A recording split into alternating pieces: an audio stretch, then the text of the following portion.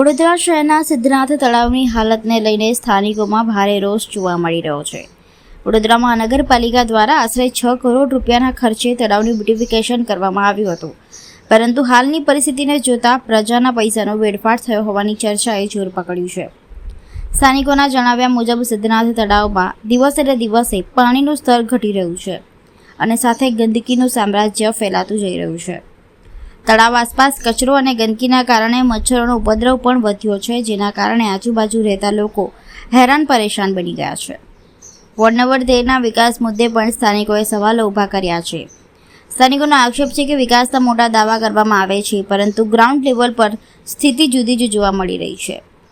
સ્થાનિકોમાં હવે માંગ ઉઠી રહી છે કે વોર્ડ નંબર 13ના ચૂંટાયેલા પ્રતિનિધિત્વ સિદ્ધનાથ તળાવને ફરી સ્વચ્છ અને સુંદર બનાવવા માટે ક્યારે અસરકારક પગલાં લેશે।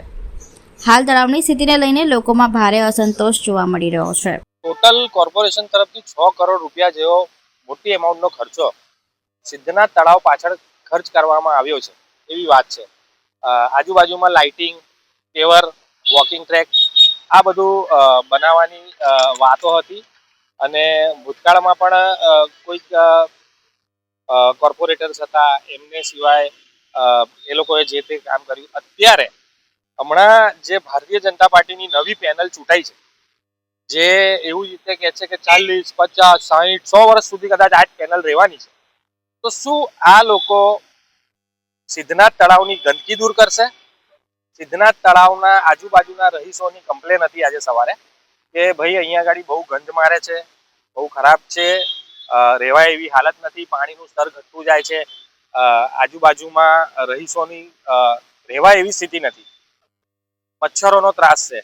તો 6 કરોડ રૂપિયા ખર્ચ કર્યો કે આયો એ કહી ગયો એ તો ભગવાન જાણે। વડોદરાની જનતા બહુ હોશિયાર છે, પણ હવે શું જે આ નવા 4 કોર્પોરેટરો આવ્યા છે એ જે રીતે બેન કહેતા હતા એ રીતે શું 1 મહિનામાં, 2 મહિનામાં, 6 મહિનામાં ભારતીય જનતા પાર્ટીની જે ચૂંટાયેલી પાંખ છે એ શું તરત આ કાર્ય કરી દેશે? અમે એવું નથી કહેતા કે આ કાર્ય તરત કરવામાં આવે, પણ જે રીતે એ લોકોએ વાતો કરી હતી અને કહ્યું હતું કે અમે અધૂરા કામ જેટલા પણ છે એ પૂરા કરીશું, દરેક ઘરે જઈશું, તો શું આ સિદ્ધનાથ તળાવનો પ્રશ્ન જે છે આજુબાજુની જનતા હેરાન થાય છે એ તૈયારીમાં એ લોકો પૂરું કરશે, ત્યાં જશે અને કાર્ય પૂરું કરશે કે નહીં એ સવાલ છે।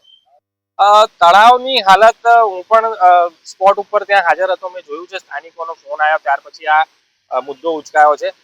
દિવસે દિવસે તળાવમાં જે પાણી હોવું જોઈએ એ પાણી ઘટતું જાય છે વધવાની જગ્યાએ, એટલે આની અંદર ખરેખર આ 4 કોર્પોરેટરો ત્યાં અત્યારે કાલે ગમે તે ટાઈમે એમને સમય મળે એમને જવું જોઈએ।